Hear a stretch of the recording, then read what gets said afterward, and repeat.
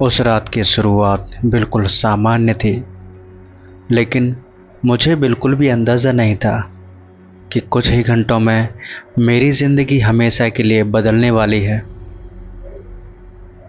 इस कहानी के लिए मुझे आप आरव समझ सकते हो, क्योंकि ये कहानी एक आरव नाम के कैरेक्टर की है।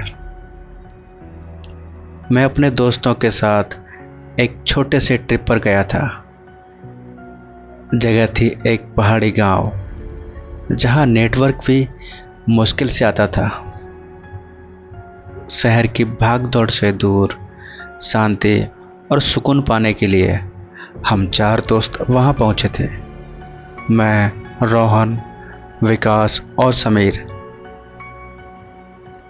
गांव में पहुंचते ही हमें एक अजीब सा एहसास होने लगा था।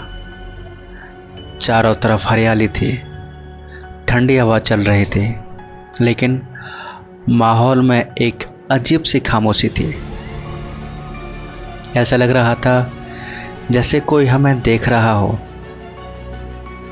हमने एक पुराना गेस्ट हाउस बुक किया, जो गांव से थोड़ा दूर जंगल के पास था। गांव वालों ने हमें वहां रुकने से मना किया, लेकिन हम हंसकर उनकी बात को नजरअंदाज कर गए। गांव के बूढ़े आदमी ने जाते जाते बस इतना कहा, अगर रात को कोई आवाज दे तो जवाब मत देना। हमने इसे मजाक समझा। शाम होते होते हम गेस्ट हाउस पहुंच गए।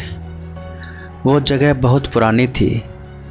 दीवारों पर दरारें थी, खिड़कियां टूटी हुई थी और अंदर घुसते ही एक सड़ी हुई गंध आ रही थी।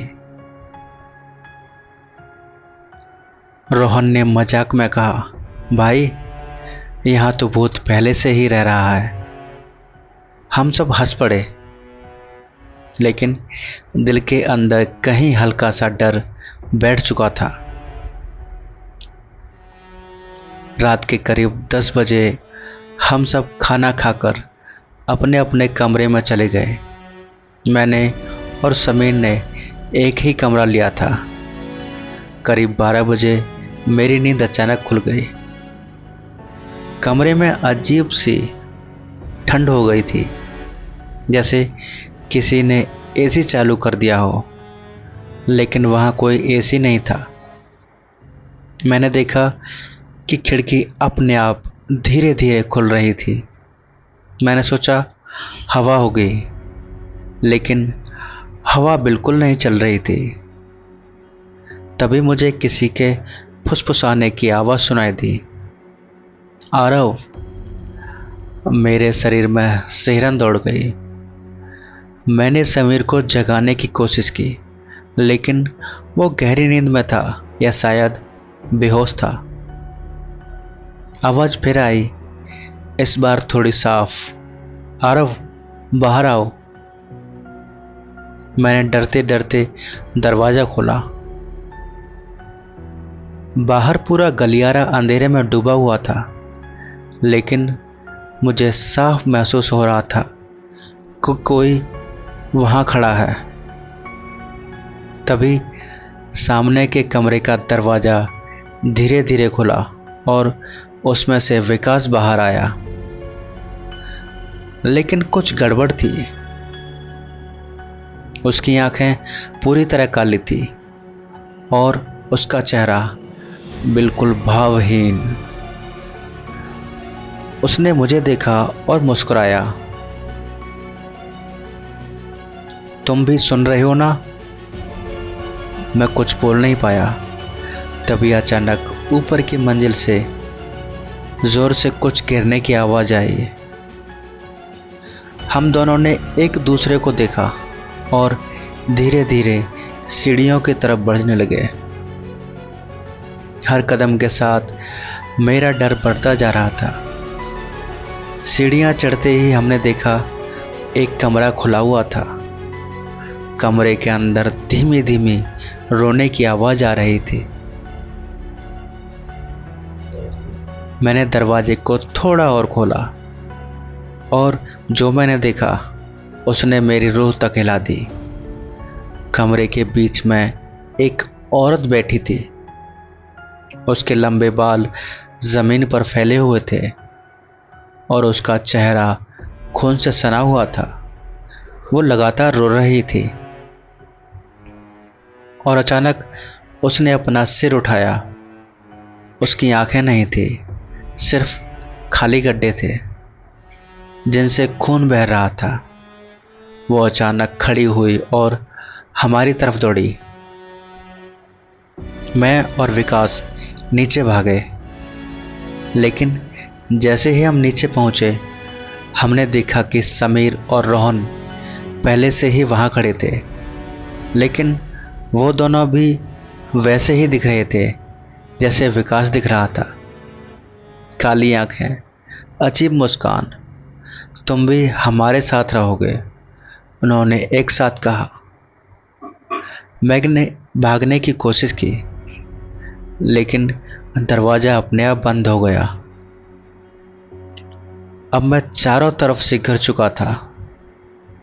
तभी पीछे से वो औरत भी नीचे आ गई। उसकी हंसी पूरे गेस्ट हाउस में गूंज रही थी।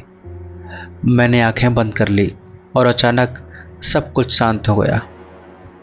जब मैंने आंखें खोली तो मैं अपने कमरे में था। सुबह हो चुकी थी, सब कुछ बिल्कुल सामान्य था। मेरे दोस्त भी ठीक थे, जैसे कुछ हुआ ही नहीं था। मैंने सोचा शायद ये एक बुरा सपना था, लेकिन तभी मेरी नज़र आईने पर पड़ी। मेरे पीछे वही औरत खड़ी थी। मैंने धीरे धीरे पीछे मुड़कर देखा, लेकिन वहां कोई नहीं था। फिर से आईने में देखा, वो अब भी वहां थी और इस बार वो मुस्कुरा रही थी। उस दिन के बाद से मेरी जिंदगी कभी सामान्य नहीं रही। हर रात ठीक 12 बजे वो मुझे दिखाई देती है, कभी आईने में, कभी खिड़की के बाहर, कभी मेरे पीछे खड़ी हुई, और हर बार वो बस एक ही बात कहती है, अब तुम कहीं नहीं जा सकते। मैंने कई बार उस जगह के बारे में पता करने की कोशिश की। तब मुझे पता चला कि वो गेस्ट हाउस करीब 20 साल पहले बंद हो चुका था। वहां एक औरत ने अपने परिवार के साथ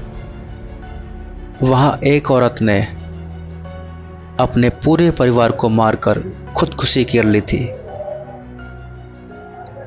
लोग कहते हैं कि उसकी आत्मा आज भी वहां भटकती है और जो भी वहां रुकता है वो कभी वापस नहीं आता।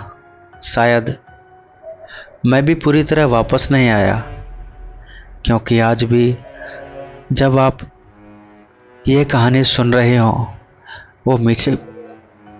वो मेरे पीछे खड़ी है और शायद अब वो आपके तरफ देख रही है। अगर आपको ये कहानी पसंद आई हो तो वीडियो को लाइक करें, कमेंट करें, शेयर करें और चैनल को सब्सक्राइब करें। मिलते हैं आपसे एक और वीडियो में, तब तक के लिए धन्यवाद।